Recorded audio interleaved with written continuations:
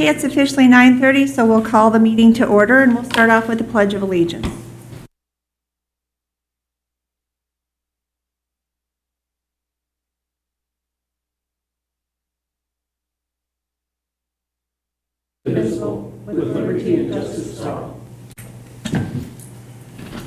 The clerk could take the roll, please. Commissioner Look. Here. Commissioner Brastad. Here. Commissioner Kordiak.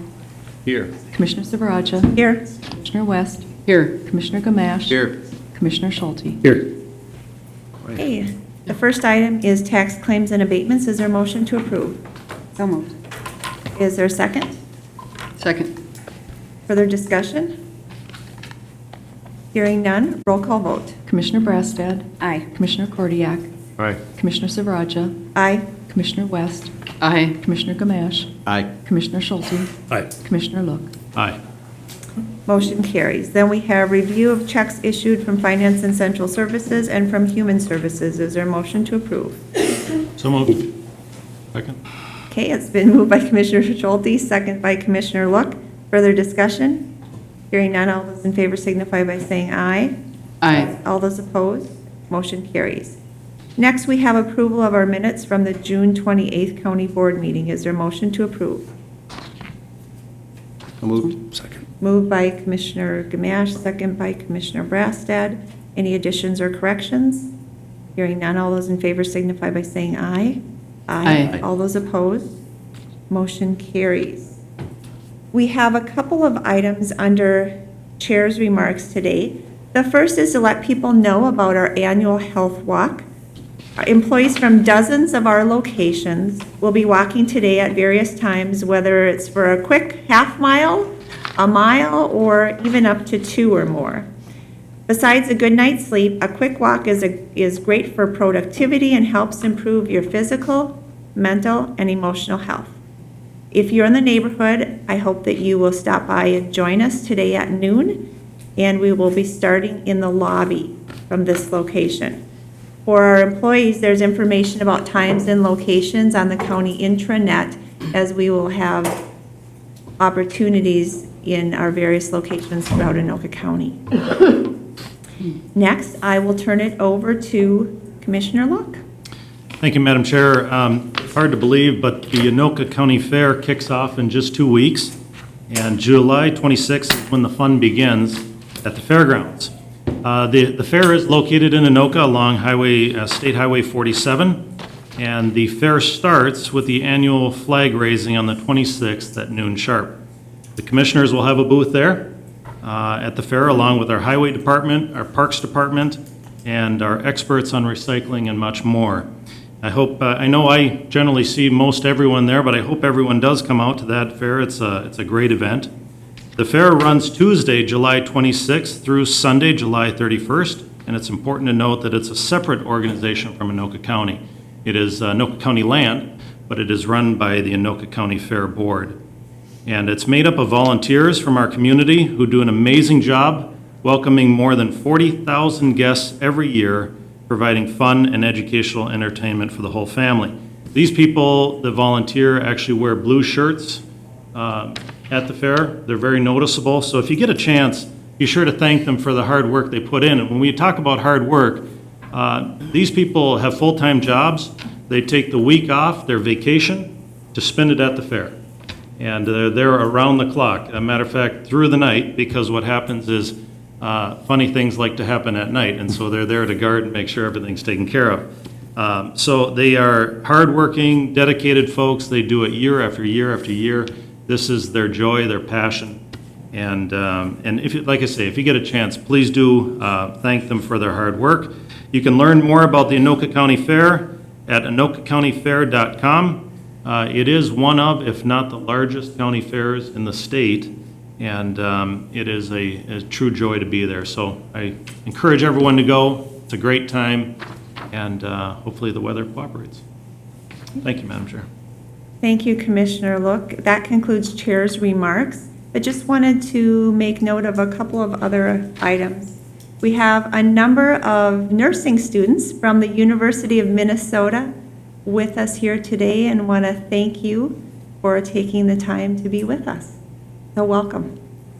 And then also wanted to express our condolences to the family of Senator Metzen.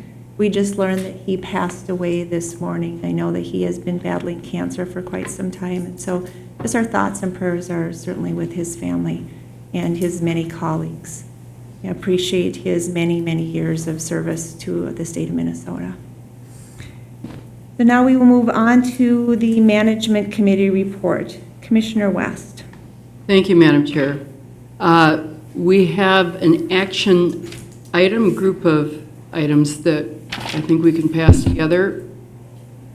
A new restructure position in Human Services Community Corrections. It's going from a .5 FTE and adding another new .5 FTE in Mental Health Assessment Coordinator, grade 13. And it will be turned into a 1 FTE Mental Health Assessment Coordinator, grade 13. The other issue is new positions in Human Services Community Corrections. It's for 2 1 FTE probation officers, grade 12, and for 6 1 FTE probation officers, grade 10. And this is going to staff our juvenile facility over in Lionel Lakes, and I think it might be helpful to have Dylan Workington explain this situation. Thank you.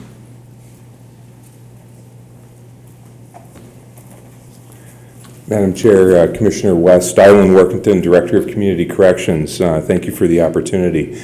This is a expansion, as we discussed at the last county board meeting, for our non-secure program, and by licensing we have mandates as to how we have to staff based on our population. So what was approved last time was the expansion from a 28-bed facility to up to a 44 with a staffing ratio for 40 youth, and that's what this includes. So it's the mental health coordinator will help supervise individuals that are running shifts and doing work, so it adds that, plus it adds a mental health focus, which is desperately needed for this population. The grade 10, 6 FTE case aides will assist with the overnight shifts in both areas, so in our current non-secure program as well as in the new space, which is at Sanford Cottage. And then the added 2 FTE of grade 12 probation officers will do more of the hands-on shifts during waking hours instead of as we normally do with those positions. So this is a expansion that is projected to be cost neutral to the county as a result of revenues that we do take in from selling beds in this capacity as well. So this meets our needs of expanded cases due to the child protection demands that are placed on the county, as well as foster care respite and a variety of other areas that are necessary for us in the county operations. So thank you very much for your consideration. Thank you, Dylan. Is there a motion to approve items 1, A, and B? So moved. Is there a second? Second. Further discussion?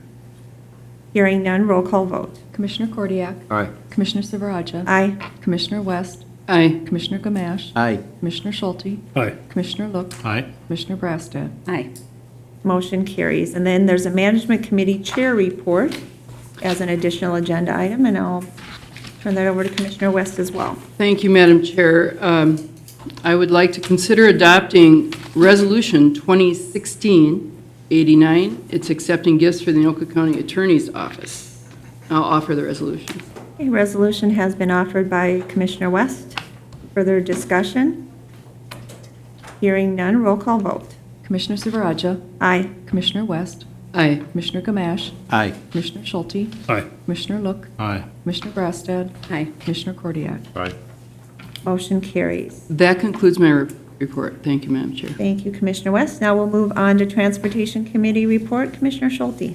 Thank you, Madam Chair. We have a number of items here today. First, the committee would recommend approval of a resolution 2016-TR12 for the conveyance of real property to Anoka County. These are scattered parcels throughout the community that have, just for one reason or another, fell through the cracks and were on a developer's line item instead of ours. and so Anoka County will be acquiring these parcels. Okay, is there an offer for the resolution? I'll make, Resolution's been offered by Commissioner Gamache. Further discussion? Hearing none, all those in favor signify by saying aye. Aye. All those opposed? Motion carries. Next item. Well, the next item is, you can see is rather lengthy. There's a list of projects. The committee recommends approval. The following resolutions for authorization to submit federal applications for federal funding for improvement to the following list of highways. I'm going to list these really quick. I won't read all the resolutions or anything like that, just the projects. These projects are scheduled for construction, I believe, in 2019 and 2020 and 21. and 21. First is Bunker Lake Boulevard from Jefferson Street to Highway 65 in Ham Lake. Then there's Foley Boulevard from East River Road to Coon Rapids Boulevard in Coon Rapids. And then Ramsey Boulevard from Highway 10 to 143rd in Ramsey. Next would be I-35 and 97 and 23 interchange from County Road 54 to Hornsby Road in Columbus.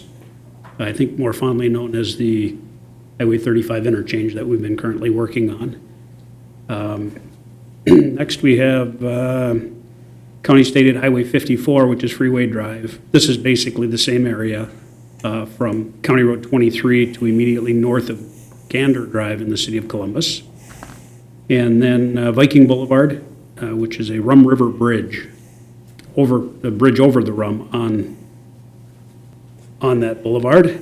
Next is Bunker Lake Boulevard from County Road 56 to County Road 57, which is Sunfish, Ramsey and Sunfish in the city of Ramsey. Next would be Crosstown Boulevard from Andover Boulevard to Hanson through Andover. Next would be 7th Avenue from Aldrich Avenue to 40th Lane in the city of Anoka. Next would be Main Street from Aberdeen Street Northeast to Radisson Road in the city of Blaine. And then Hanson Boulevard from Northdale Boulevard to Main Street in the city of Coon Rapids.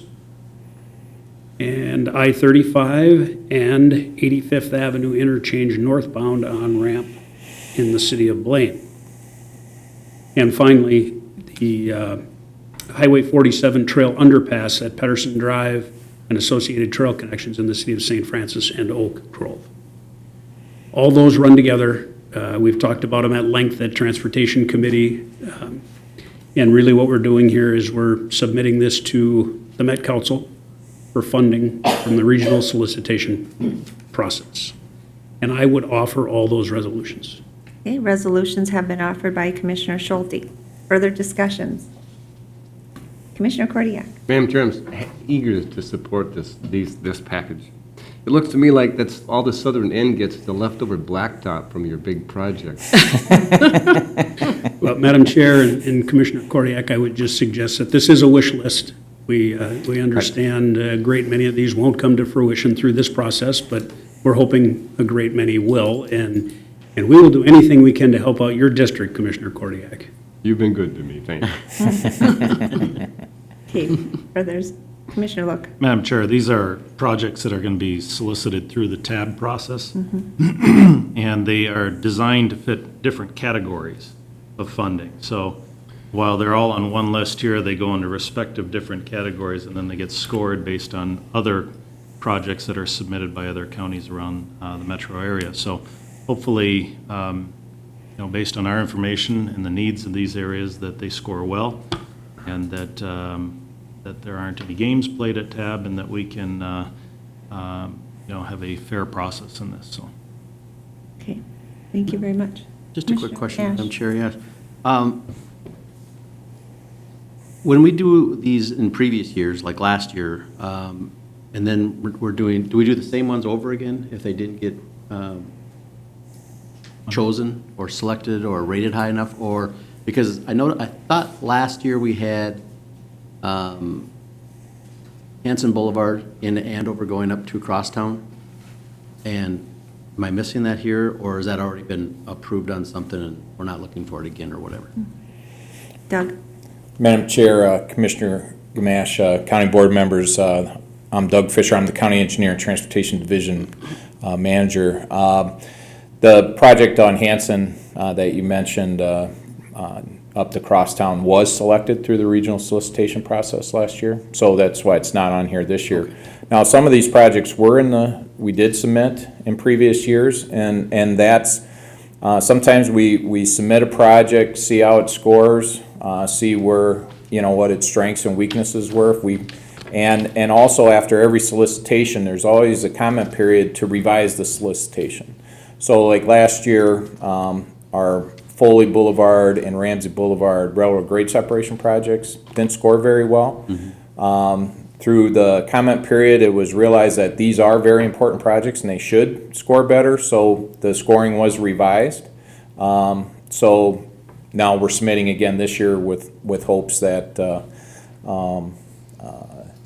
that they will score higher. Many of our projects have gone through the solicitation once or twice before they ultimately were selected. Some get it the first time, that's great. A lot of projects on East River Road in Commissioner Kordiak's district were funded through this process in years past, so we're glad to have done that. It's, again, every year it's a new thing, and as Commissioner Look mentioned, there are 10 different categories, and we try to put a project in every category, because you're always, the best project just has to be better than the other projects in that category. So we do want to, so it does seem like a lot, but we are trying to cover all our bases at the same time. Thank you. Further discussion? Hearing none, all those in favor signify by saying aye. Aye. All those opposed? Motion carries. And Madam Chair, item 3, I'm going to give a brief explanation here. This came through our Transportation Committee, where we looked at the proposals for Bunker Lake Boulevard reconstruction. We've been looking at this now for a couple of years at different levels, and anyone driving out there can see that the project has already started. There's trees removed, and it's being prepared for work. We got a number of really good competitive bids below the engineer's estimate, 2 of them, I believe, and the rest were very close. Our leading bidder, we all, as a committee, said we'll send that on to the board for approval, subject to MnDOT approving it. MnDOT has yet to do that. They still have the paperwork. So for that reason, we cannot approve it today. I think it's fair to discuss it if people would like to talk about it. And then I think what we'll do is call a special meeting of the board on July 18th, immediately following the Transportation Committee meeting, or 10:30, or immediately following the committee meeting, whichever occurs first. If that makes sense to everybody, I think that's something we can pursue. We've discussed it with the attorney's office, and it seems like that's a reasonable option. The reason we're doing this, our next board meeting is not until the 28th of this month. It's been moved back due to a national conference that some of us will be at. We'll be unavailable for the normal scheduled board meeting. And this project is time-sensitive and would like to get started sooner rather than later. That would be the reason for a special board meeting. And if we have all our discussions here today, we'll be very transparent to the public. They'll know exactly what we're doing, and they'll understand where we're going. With that, Doug could explain to us more about the project if people would like a little more information. Does anybody have any questions or comments? Okay, I'll just ask Madam Chair if I can. Mr. Cody. It isn't uncommon that we might approve an item subject to, not that far away, and we've had so many reviews, not that it's a big deal, but can you comment about that? Yes, Madam Chair. Yes. It's my understanding that because this is a federally funded project, that the auditors step in and they look very dimly Sure.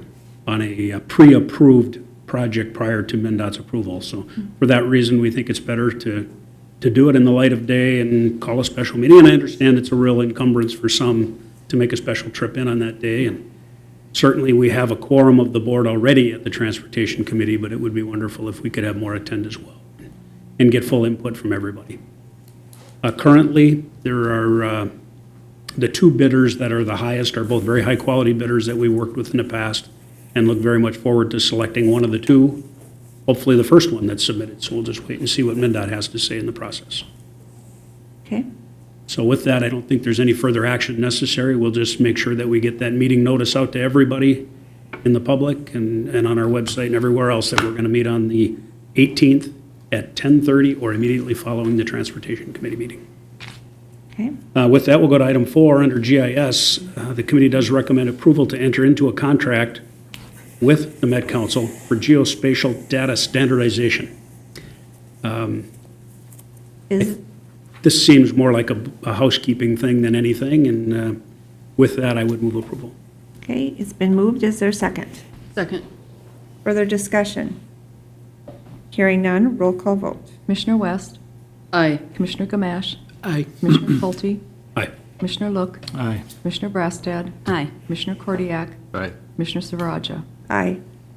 Motion carries. That concludes my report, Madam Chair. Thank you, Commissioner Schulte. Now we'll move on to Internal Audit Committee report. Commissioner Kordiak. Thank you, Madam Chair. The report's pretty straightforward today. On one hand, it's information purposes only, but it is an interesting business, and I thought I might just ask Chuck to comment on a couple of the highlights from that meeting. The regular review from the state auditor is important to us, the process that we must to be successful in and do things right and well, and so many times we do so very well. So I think if you can maybe talk, Chuck, particularly about 1 and maybe items 2, can you comment on item 1? Thank you, Commissioner. Madam Chair, members of the board, for the record, my name is Chuck Denninger. I'm the internal auditor for Anoka County. And a big portion of my job, the first part of this year, was working with and on behalf of the Office of State Auditor. I looked at a lot of the disbursements that were made in the previous year, in 2015, and that's the audit that the state auditor was working on. So I work in conjunction with the state auditor. I also look at contracts and other major disbursements that were made and report my findings back to the state auditor. For the work that I was working on, there was nothing significant that came back to the state auditor, but I do look at quite a few transactions. A lot of those are in the human services area. You'll note that on the report that the state auditor issued, they also had an issue in the human services area. When I'm looking at disbursements, I look at authorization, I look at existence, I look at support. Was the individual that benefited from these payments an Anoka County resident? Was it the Anoka County's area of responsibility?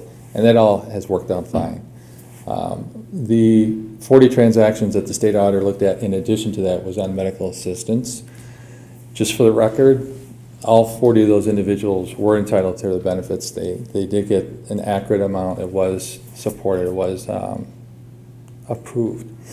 The way that the state auditor was doing their detail testing, if there's a nit or a nat, if there's anything that's off just by a little, they'll flag that, and if they ended up with a number of these cumulatively, they're going to report that. They're obliged to report that. In the private sector, where I came from 10 years ago, Sarbanes-Oxley, and I think Commissioner Gamache, you'll relate to this too with General Mills. In Sarbanes-Oxley, external auditors are looking at it black and white. It's either it was dated April and you loaded May into the system erroneously. It didn't change the benefit for the individual. They will call that incorrect, and the state auditor is pretty much following what public accounting is also doing. So in the final analysis, did these 40 individuals that did get benefits, were they entitled to them? Yes. Is there anything that we need to do, that we need to change? There were 2 specific items that management from Human Services came back and said, yes, we could have had that on available quicker. We did have it in a file that was back in our on-base system. And there was some misunderstanding in how the state was changing its procedures.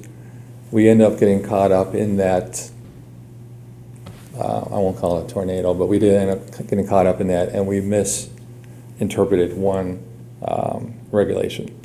That's not going to happen going forward. So that's the nub on item number 1 for information. Item number 2, I performed an audit of a new system called Inova. This is out at the license centers. This is a receipting system, or what I would refer to as a payment acceptance system, which a number of the counties in the Twin Cities are already using this Inova system. It's a pretty robust system. I was looking at every one of the 5 license centers, how are the payments accepted? The payment system went in at the end of April. Just an interesting stat for yourselves. Between the end of April and the first part of June, that was the period of my audit, they processed over 100,000 transactions on this system. So it is very robust. I was looking at who are the users getting into the system, are they authorized, are there any workarounds, or are they actually using the system as intended? There were 2 minor workarounds. Management's getting their hands around that, but it's a small quantity of transactions. There was one other concern where they did use, when the contractor that we hired implemented the system, they create what we refer to as generic usernames just to get in and correct the system until it's up and running. Some of those generic usernames were still in the system, and they removed those during the course of the audit. Hence, there's not an audit recommendation relating to that IT piece. I think those are the 2 major things I wanted to cover. Madam Chair and Commissioners. Commissioner Kordiak, is there anything else? If I can, I'll just comment on the license group payments. We're excited about the application that we've installed here, however. We do anticipate using it in other arenas within county government, so I think we want to make sure it worked right and well for us, but I think we're quite pleased with it. I think there was even some talk about other counties working off the same platform, so I think that we look forward to nothing but success with that installation. And the License Bureau, you all, many of you know, have done a very fine job working within this county to be very cost-effective, very much outreaching into the community, a number of remarkable little programs that they've installed to make it a very customer-friendly place, and I know that we all have to be pleased with how they're performing, both with the public and financially. And I'll just comment backwards on item 1. Obviously, though, we had a very good report from the state auditor. They're happy with so many, the 10,000 things that we do, and we fully expect it will be very successful in our final report in the weeks ahead here. So it's going to be out shortly. Appreciate your comment and clarification. Thank you, Madam Chair. Commissioners, thanks for the opportunity to speak with you. And that concludes my report, Madam Chair. Thank you, Chuck. Thank you, Commissioner Kordiak. Now we'll move on to Public Safety Committee Chair Report. Commissioner Brassad. Thank you, Madam Chair. I would recommend that we authorize Anoka County Purchasing to obtain proposals for jail food and laundry services. I'm bringing this chair's report because the Sheriff's Office has been put on notice by the current food and laundry service provider that they intend to terminate their contract effective October 23rd. So what we're doing today will allow purchasing to obtain the proposals. Okay, is there a motion to approve? So moved. Is there a second? Second.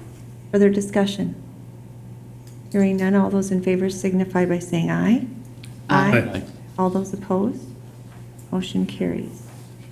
And that concludes my report. Hey, I don't think there's anything else to come before the county board, but I would just comment that we recognize that it has been a very difficult time for our entire law enforcement community. And there's been certainly a number of deaths across the country as well of officers who have served so bravely. And I want to say that this county board thanks you for your service, and we value the work that you do. So thank you. And with that, the meeting is adjourned. Thank you. HRA Management Committee will convene in 7:72 in 15 minutes.